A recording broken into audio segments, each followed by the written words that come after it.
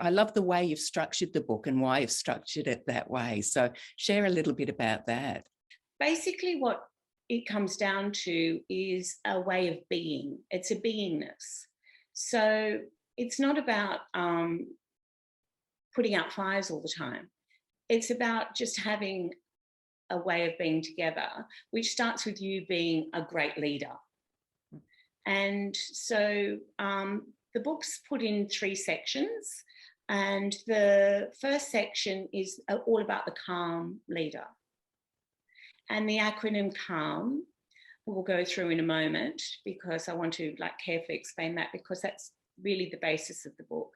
The second section is about working as a team together.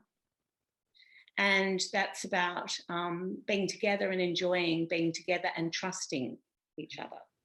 There has to be 100% trust that they know what you say is for them as much as for you. So if they don't trust that, and you insist they do something they don't want to do, then it starts becoming you against me. And so I've got to win sometimes. And you know, if I win, you lose, and all that sort of stuff. So it eliminates all of that. And enjoying being together is part of the team. And affection. It's really important to be playful and have affection with your children all the time. They love it, you know. And even like an 11-year-old who's all pre-teeny and, you know, wants to be all independent, they'll reject it at first if they're not used to it. But if you keep insisting, they love it, you know. They love you rolling around the floor with them and tickling them and, you know, pretending to wrestle and all that sort of stuff. Like, everyone loves to be touched and have affection.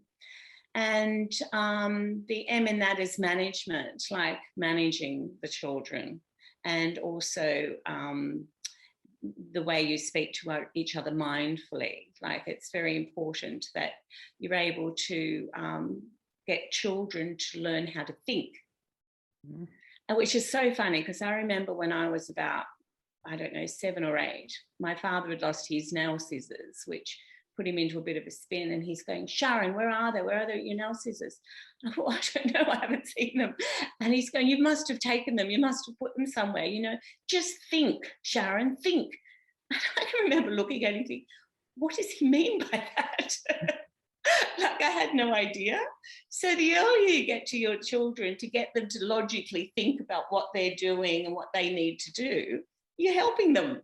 And indeed, what you talk about in the book as well, that your father missed, was that you explain what you mean. Exactly. Yes. And so that's about the togetherness. And then the third section of the book is getting the children to play ball. So understanding what their boundaries are, so that they know that they've got them and they need to adhere to them, and that they'll be changing as they change, but to understand that that's part of life. And that in life there are things that we don't like doing, but, you know, we've got to learn to do them happily. And when children know that, they go, "Oh, well, off I go and do it," you know, like, it, rather than it's a big thing. The things they don't like doing, you can get them to do those happily. It makes a whole big difference to their lives. Absolutely. Well, life lesson, important life lesson, isn't it? It is. And appreciation is the A in team, where they're learning that every time you give them a drink, or every time you help them with their homework, or pick them up from school, or make their dinner, you're doing something for them. So they need to appreciate that, and they need to say thank you and have good manners. And when children get into that state of being, it just makes their lives happier, because they're thinking, "Oh, I'm so lucky," rather than the children that are given things and they don't even notice how much everyone's doing for them. And then, you know, well, why haven't I got more? There's never enough, is there? Learning these skills young, what a gift.